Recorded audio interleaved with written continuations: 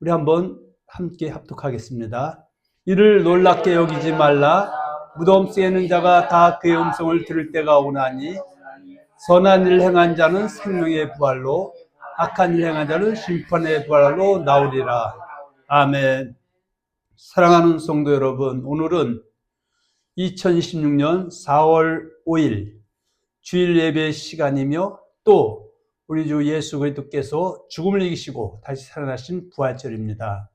이 복된 날에 하나님 앞에 나와 예배드리는 저 여러분 모두에게 부활의 주님께서 하늘의 위로와 능력과 소망을 넘치게 부여주시기를 주님의 이름으로 축원합니다. 기독교의 두 중심축이 있다면 그것은 바로 십자가와 부활입니다.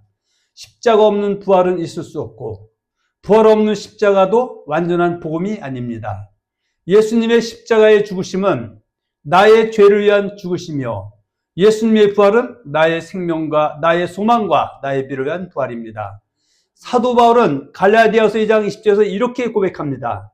내가 그리스도와 함께 십자가에 못 박혔나니 그런즉 이제는 내가 사는 것이 아니요 오직 내 안에 그리스도께서 사시는 것이라.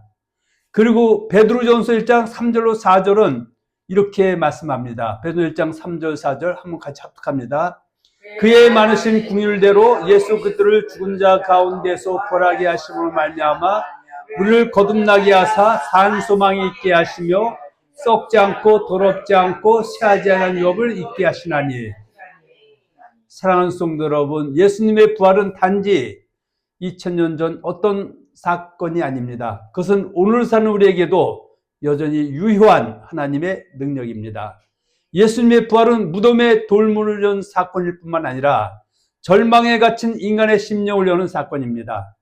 죽음을 이긴 사건일 뿐 아니라 죄와 저주와 사망 권세를 깨뜨린 사건입니다.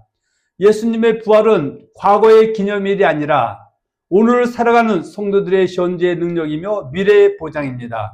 오늘 이 부활절을 맞이하여 저와 여러분이 정말 부활의 신앙으로 살아가고 있는가를 점검하는 시간이 되기를 바랍니다. 오늘 우리는 요한복음 5장 18절로 19절 말씀을 중심으로 생명의 부활과 심판의 부활이라는 제목으로 하나님의 은혜를 나누고자 합니다. 예수 그리스도의 부활은 인류 역사상 가장 크고 확실한 하나님의 역사적 사건입니다. 예수님의 부활은 인류 역사상 가장 큰 이적이며 가장 위대한 기적입니다. 기독교는 어떤 윤리체계나 철학 사상이 아닙니다. 기독교는 살아계신 예수 그리스도, 죽었다가 다시 살아나신 구주를 믿는 신앙입니다. 요한복음 20장 30절로 31절은 이렇게 말씀합니다. 우리 한번 합독합니다. 예수께서 제자들 앞에서 이 책에 기록되지 아니한 다른 표적도 많이 행하셨으나 오직 이것을 기록함은 너희로 예수께서 하나님의 아들 그리스도심을 믿게 하려 하며 또 너희로 믿고 그를 힘입어 생명을 얻게 하려 함이니라. 성경에 기록된 목적이 무엇입니까?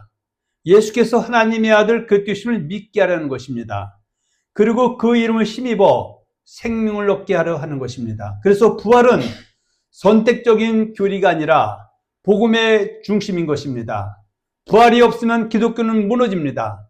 그러나 예수님은 참으로 부활하셨고 그렇기 때문에 복음은 진리이며 교회는 세워졌고 우리는 산 소망을 가지게 된 것입니다. 구약은 그리스도의 부활을 예언했습니다. 성경은 우연히 이루어진 종교 이야기가 아닙니다. 하나님께서 오래전부터 미리 예언하시고 때가 되어 성취하신 구원의 역사인 것입니다. 구약 성경은 오실 그리스도께서 죽으시고 다시 살아나실 것을 예언했습니다. 시편 16편 17절입니다. 함께 합독합니다. 이는 주께서 내 영혼을 수월해 버리지 아니하시며 주의 거룩한 자를 멸망시키지 않을 것입니다. 이 말씀은 단순히 다윗 자신에 대한 말이 아닙니다. 베드로가 사도행전 2장에서 분명하게 해석합니다. 다윗은 죽어 장사되었고 그 묘가 있었지만 이 말씀은 궁극적으로 그때의 부활을 가리킨다는 것입니다. 사도행전 2장 31절 32절 같이 한번 합독합니다. 미리 본 고로 그때의 부활을 말하되 그가 음부에 버림이 되지 않고 그의 육신이 썩음을 당하지 아니하리라 하더니 예수를 하나님이 살리신지라. 우리가 다 이 일의 증인으로다. 사랑하는 성도 여러분, 예수님의 부활은 제자들이 만들어낸 이야기가 아닙니다. 이미 율법과 선지자와 시편 속에 예언되어 있던 하나님의 계획이었습니다. 예수님 자신도 여러 차례 부활을 예고하셨습니다. 마태복음 16장 21절을 한번 보십시오. 이때로부터 예수 그리스도께서 자기가 예루살렘에 올라가 장로들과 대제사장들과 서기관들에게 많은 고난을 받고 죽음을 당하고 제3일에 살아나야 할 것을 제자들에게 비로 나타내시니, 예수님은 자신의 죽음도 아셨고 자신의 부활도 아셨습니다. 예수님은 억지로 끌려가신 분이 아닙니다. 하나님의 뜻과 계획 가운데 자발적으로 순종하신 것입니다. 그러므로 십자가는 패배가 아니라 순종이었고, 부활은 우연이 아니라 예정된 승리였습니다. 또 마태복음 16장 32절에서도 말씀하셨습니다. 그러나 내가 살아난 후에 너희보다 먼저 갈릴리로 가리라. 예수님은 자신이 다시 살아날 것을 너무 분명하게 말씀하셨습니다. 그런데도 제자들은 믿지 못했고 유대인들은 받아들이지 못했습니다. 오늘도 마찬가지입니다. 사람은 눈으로 보고도 믿지 못할 수 있습니다. 그러나 믿음은 하나님의 말씀을 받아들이는 데서 시작됩니다. 예수님은 말씀하신 그대로 부활하셨습니다. 마태복음 28장 6절입니다. 함께 합독합니다. 그가 여기 계시지 않고 그가 말씀하신 대로 살아나셨느니라. 여기서 중요한 말은 말씀하신 대로입니다. 예수님의 부활은 사람들의 기대를 맞춘 사건이 아니라 하나님께서 하신 말씀의 성취입니다.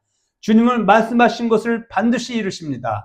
그러므로 오늘도 성도는 상황이 아니라 말씀을 붙들어야 합니다.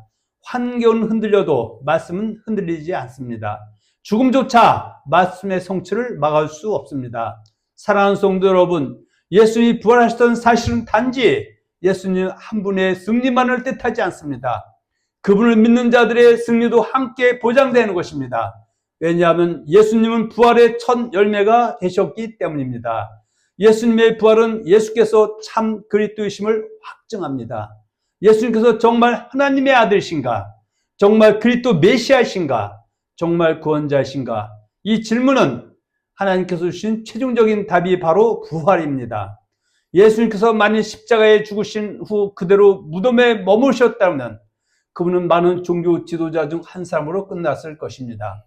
그러나 하나님께서 그를 죽은 자 가운데서 다시 살리심으로 그가 참으로 주와 그리스도가 되심을 확증하셨습니다.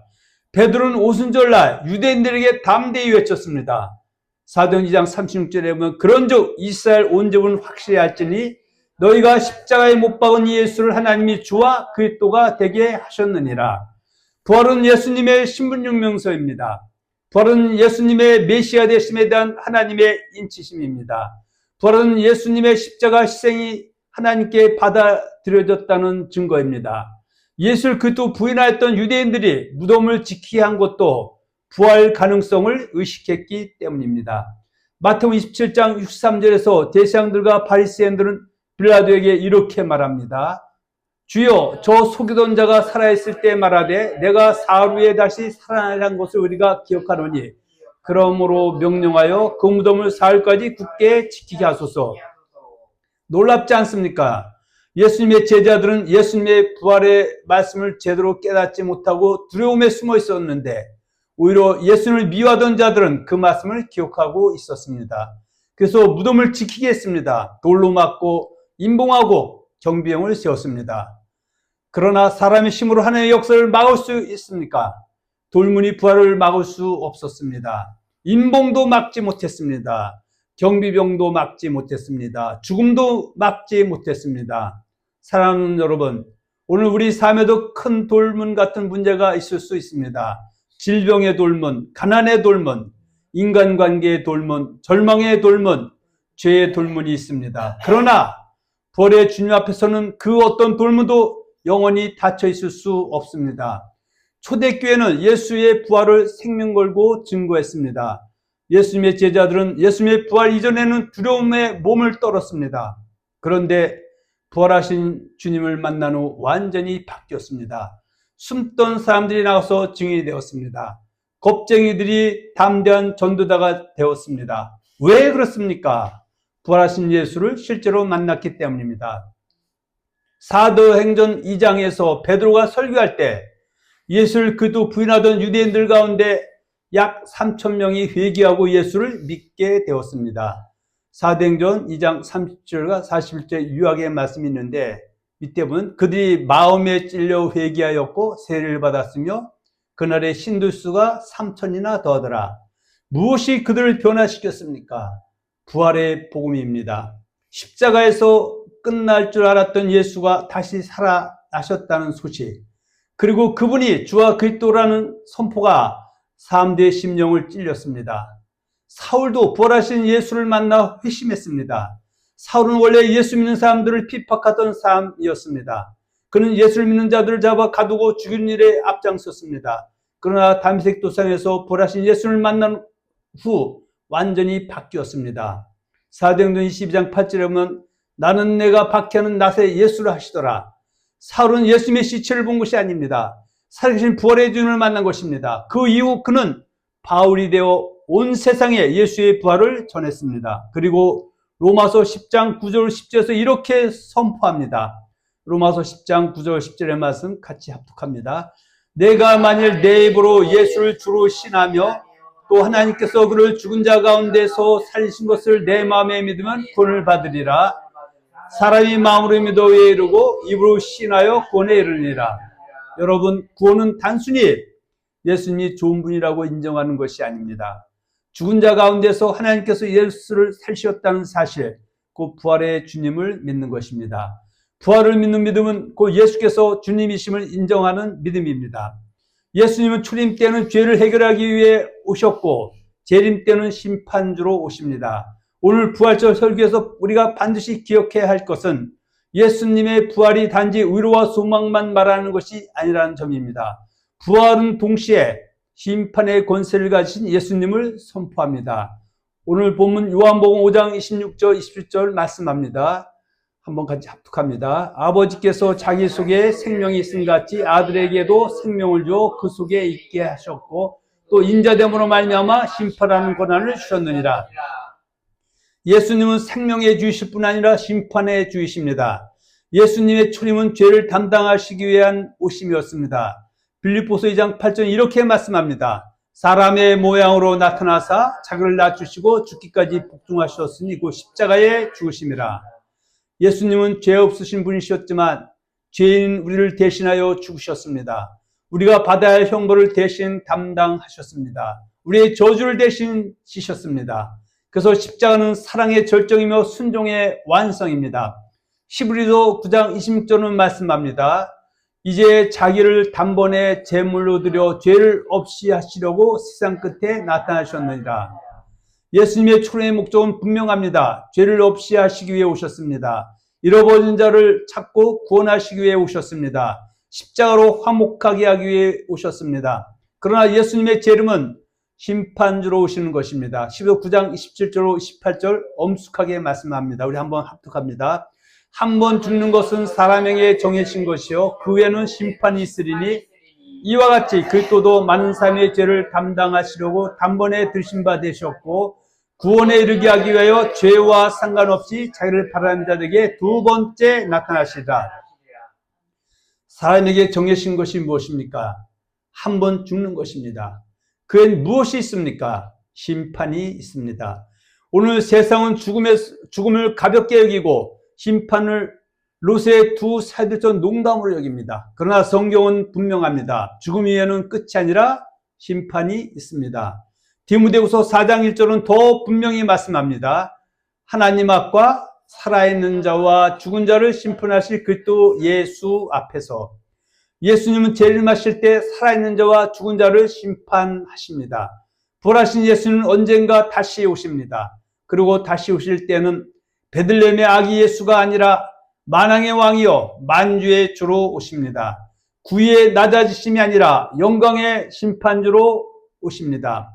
모든 사람 남녀노소 빈부귀천 동서고금을 막론하고 결국 그 누구도 하나 앞에 피하지 못하고 다 서게 됩니다.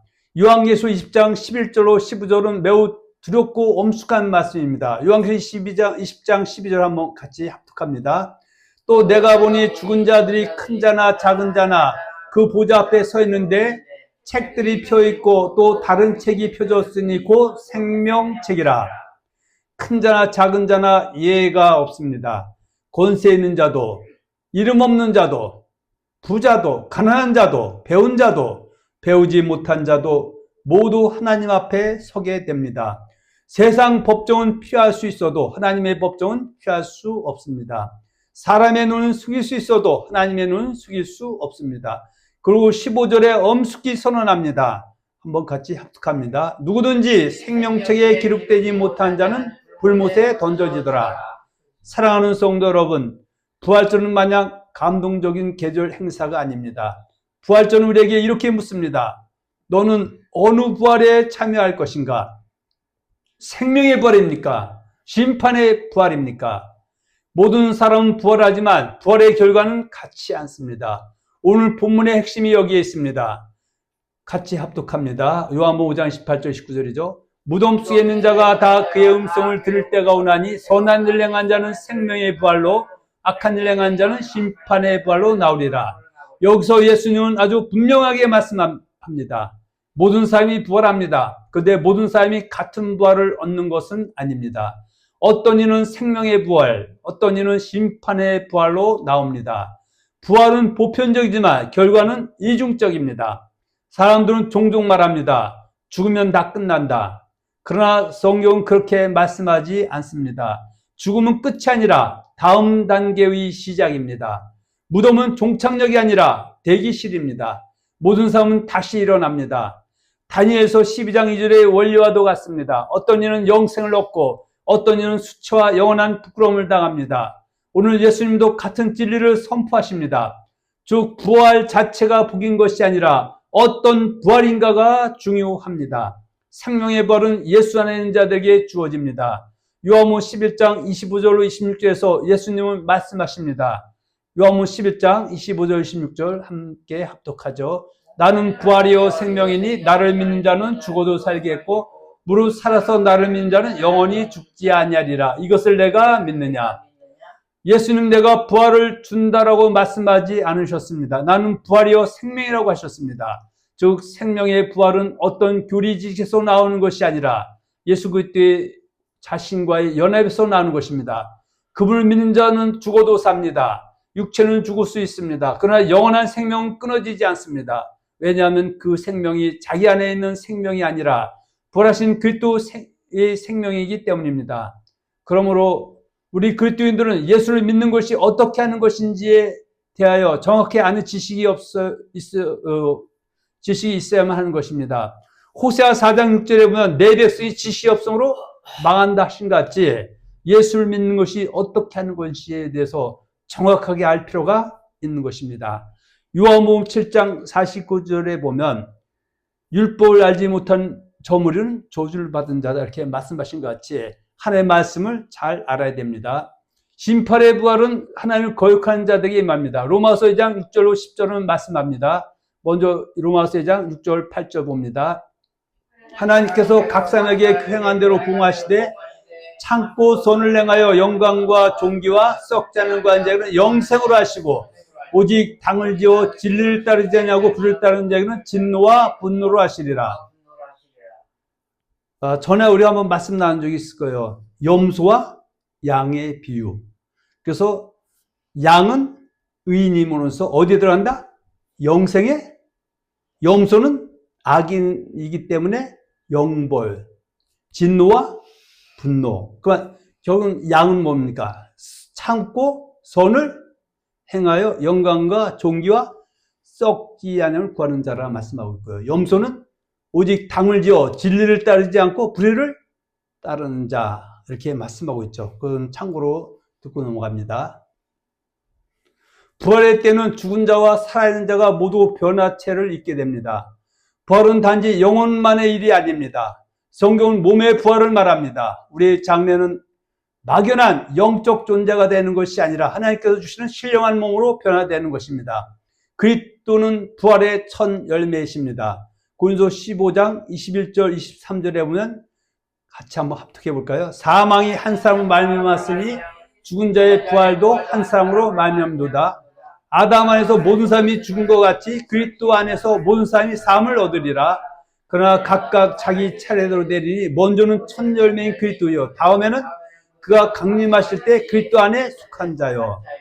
옛날 성경은 그리스도께 붙어있는 자 이렇게 얘기하죠. 요한복음 10장에 보면 나는 포도나무요 너희는 가지니, 가지가 포도나무에 붙어있지 않으면 아무것도 할 수 없다 하신가 같은 맥락의 말씀입니다. 아담 안에서는 다 죽습니다. 그러나 그리스도 안에서는 삶을 얻습니다. 예수님은 첫 열매이십니다. 첫 열매라는 말은 더 많은 열매가 반드시 나온다는 뜻입니다. 주님이 먼저 살아나셨다면 주님께 속한 자들도 반드시 살아납니다. 주님께서 강림하실 때 죽은 자들이 먼저 일어납니다. 데살로니가전서 4장 16절로 17절입니다. 주께서 호령과 천사장의 소리와 하나님의 나팔 소리로 친히 하늘로부터 강림하시리니 그리스도 안에서 죽은 자들이 먼저 일어나고 그에 우리 살아남은 자들도 그들과 함께 구름 속으로 끌어올려 공중에서 주를 영접하게 하시리니. 여기서 잘 우리가 봐야 되는 말씀은 그리스도 안에서 죽은 자들입니다. 그리스도 안에서 죽은 자들, 또 그리스도 안에서 살아남아 있는 자들.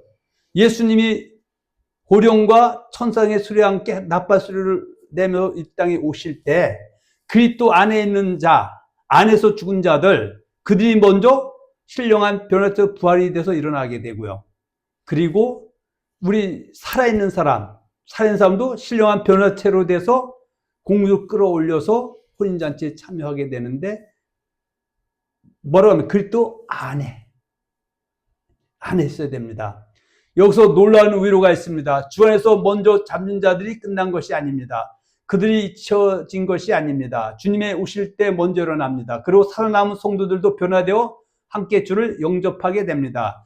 중요한 점은 그리스도 안에서 죽은 자, 그리스도 안에서, 예수 안에서 살아있는 자, 예수 안에서 자는 자, 이렇게 말씀하고 있다는 것입니다. 그리스도 안에 있다는 표현은 요한일서 3장 23절로 24절에 잘 기록되어 있습니다. 한번 우리가 합독하고 넘어갑니다. 그의 계명은 이것이니 곧 그 아들 예수 그리스도의 이름을 믿고 그가 우리에게 주신 계명대로 서로 사랑할 것이니라. 그의 계명을 지킨 자는 주 안에 거하고 주는 그의 안에 거하시나니. 그래서 성령 말미암아 우리 안에 거하시니 우리가 아느니라. 이것을 갖다가 귀 있는 자는 들을지어다. 이것이 선한 일을 행하는 자, 살아있는 자, 생명의 부활, 이렇게 연결됩니다. 그래서 바울은 이런 말로 서로 위로하라고 했습니다. 성도의 장래는 절망의 끝이 아닙니다. 주 안에서 죽은 자는 다시 일어납니다. 중요한 것은 어떤 몸으로, 어떤 자리로 일어나는가입니다. 모든 사람이 부활합니다. 예수님이 이 땅에 오시면 아담부터 이 세상에 있었던 모든 사람이 부활이 됩니다. 그런데 똑같이 부활해도 생명의 부활이냐, 심판의 부활이냐, 그것이 중요한 것이죠. 그러나 어떤 이는 영광의 몸으로 생명의 부활에 참여하고 어떤 이는 심판의 부활로 나옵니다. 그러므로 부활을 말할 때 감상적으로 말해서는 안 됩니다. 부활은 소망이지만 동시에 경고입니다. 예수 믿는 자에게는 가장 큰 의료이지만 믿지 않는 자에게는 가장 엄숙한 경고입니다. 그러면 누가 생명의 부활에 참여합니까? 이 질문은 오늘 설교의 가장 실제적인 질문입니다. 나는 생명의 부활에 참여할 사람인가? 이것을 오늘 분명히 해야 합니다. 예수님의 말씀을 듣고 믿는 자입니다. 요한복음 5장 24절입니다. 내 말을 듣고 또 나 보내신 이를 믿는 자는 영생을 얻었고 심판에 이르지 않으니 사망에서 생명으로 옮겨졌느니라. 이 말씀은 놀랍습니다. 영생을 얻은 것이다가 아니라 영생을 얻었고입니다. 생명으로 옮겨질 것인가가 아니라 사망에서 생명으로 옮겨졌느니라입니다. 참으로 예수를 믿는 자는 장차만 생명을 얻는 것이 아닙니다. 이미 생명의 영역 안으로 옮겨진 사람입니다. 아직 완성은 미래에 있지만 시작은 이미 현재에 이루어진 것입니다. 참된 믿음은 삶의 열매를 맺습니다. 생명의 부활에 참여하는 사람은 단지 입술로만 믿는 사람이 아닙니다. 그 믿음이 삶에서 나타납니다. 하나님의 말씀을 사랑합니다. 죄를 미워합니다. 회개합니다. 성도를 사랑합니다. 복음을 부끄러워하지 않습니다. 세상 속에서 주님 뜻대로 살기를 힘씁니다. 완전해서가 아닙니다. 넘어져도 다시 회개하고 주께 돌아오기 때문입니다. 부활의 신앙은 현재의 삶을 바꿔놓습니다. 부활을 믿는 사람은 세상만 보고 살지 않습니다. 눈앞에 이익만 붙들지 않습니다. 죽음이 끝이 아님을 알기 때문입니다. 심판이 있음을 알기 때문입니다. 영생이 있음을 알기 때문입니다. 그래서 부활신앙은 삶의 태도를 바꿉니다. 죄를 가볍게 여기지 않게 합니다. 고난 속에서도 소망을 잃지 않게 합니다. 죽음 앞에서도 무너지지 않게 합니다. 복음을 전해야 할 이유를 분명히 알게 합니다. 오늘을 함부로 살지 않게 합니다. 사랑하는 성도 여러분, 부활을 믿는다면 오늘의 삶이 달라져야 합니다. 부활을 믿는다면 예배가 달라져야 합니다. 부활을 믿는다면 말이 달라져야 하고 행실이 달라져야 하고 우선순위가 달라져야 합니다. 생명의 부활을 소망하는 성도는 어떻게 살아야 합니까? 부활의 주님을 확실히 믿고 붙들어야 합니다. 신앙생활의 중심은 사람도 아니고 환경도 아닙니다. 오직 부활하신 예수 그리스도입니다. 교회 오래 다녔다고 구원받는 것이 아닙니다. 직분이 있다고 보장되는 것도 아닙니다. 예수님을 인격적으로 믿고 그분 안에 거해야 합니다. 회개하는 삶을 살아야 합니다. 부활절은 단지 기뻐하는 날만이 아닙니다. 회개하는 날이기도 합니다. 왜냐하면 내 죄 때문에 예수님이 십자가를 지셨기 때문입니다. 내 죄를 가볍게 여기면서 부활의 기쁨만 누리게 해서는 안 됩니다. 십자가를 통과하지 않은 부활의 기쁨은 참된 기쁨이 아닙니다. 오늘 우리가 주님 앞에 자신을 돌아보아야 합니다. 내 속에 회개하지 않는 죄는 없는가? 세상과 타협하는 부분은 없는가? 입술로만 믿는다고 하면서 마음은 멀어진 것은 아닌가? 주님보다 더 사랑하는 우상이 없는가? 이 부활절에 다시 회개해야 합니다. 복음을 전하는 삶을 살아야 합니다. 오늘 설교의 결론은 개인적인 소망으로 끝나면 안 됩니다. 생명의 부활을 믿는다면 아직 심판의 부활로 갈 사람들에게 복음을 전해야 합니다. 우리 주변에는 아직 예수를 모르는 가족이 있습니다. 친척이 있습니다. 이웃이 있습니다. 그들도 부활합니다. 그런데 생명의 부활이 아니라 심판의 부활로 나아갈 수 있습니다. 이보다 더 긴급한 일이 어디 있겠습니까? 예수님의 부활을 믿는 사람은 전도하지 않을 수 없습니다. 사도들이 그랬습니다. 베드로가 그랬습니다. 바울이 그랬습니다. 부활을 만난 사람은 침묵할 수 없습니다. 죽음을 두려워하기보다 준비해야 합니다. 사람은 반드시 죽습니다. 히브리서 9장 20절 말씀처럼 한 번 죽는 것은 정해진 일입니다. 문제는 언제 죽느냐보다 어떻게 죽음을 맞이하느냐입니다. 예수 안에 있는 자는 죽음을 통과하여 생명으로 들어갑니다. 그러므로 성도는 죽음을 막연한 공포로 볼 것이 아니라 주님 만날 준비를 해야 합니다. 말씀을 맺겠습니다. 사랑하는 성도 여러분, 오늘 우리는 부활절을 맞이하여 요한복음 5장 18절 19절의 말씀을 중심으로 생명의 부활과 심판의 부활이라는 제목으로 은혜를 나누었습니다. 예수는 참으로 부활하셨습니다. 그 부활은 구약 예언의 성취이며 예수님 자신의 말씀의 성취이며 하나님께서 그를 주와 그리스도로 인정하신 증거입니다. 예수님 초림 때는 우리의 죄를 담당하시기 위해 오셨고 재림 때는 심판주로 오실 것입니다. 그날에 모든 사람이 부활합니다. 그러나 모든 사람이 같은 결과를 얻는 것은 아닙니다. 어떤 이는 생명의 부활, 어떤 이는 심판의 부활로 나옵니다. 그러므로 오늘 우리는 물어야 합니다. 나는 어느 부활에 참여할 사람인가? 나는 진정 예수 그리스도를 믿고 있는가? 나는 사망에서 생명으로 옮겨진 사람인가? 나는 부활신앙으로 오늘 살고 있는가? 사랑하는 성도 여러분, 예수를 믿는 자는 죽어도 삽니다. 예수님 안에 있는 자는 심판에 이르지 않습니다. 예수님의 부활은 우리의 부활의 보증입니다. 그러므로 두려워하지 마십시오. 주 안에서 소망을 가지십시오. 거룩하게 사십시오. 복음을 전하십시오. 그리고 다시 오실 주님을 준비하십시오. 우리 모두가 부활의 주님을 굳게 붙들고 장차 신령한 변화체로 일어나 반드시 생명의 부활에 참여하는 복된 성도들이 되시기를 예수님의 이름으로 축원하며 축복합니다. 아멘. 아버지 하나님 감사합니다.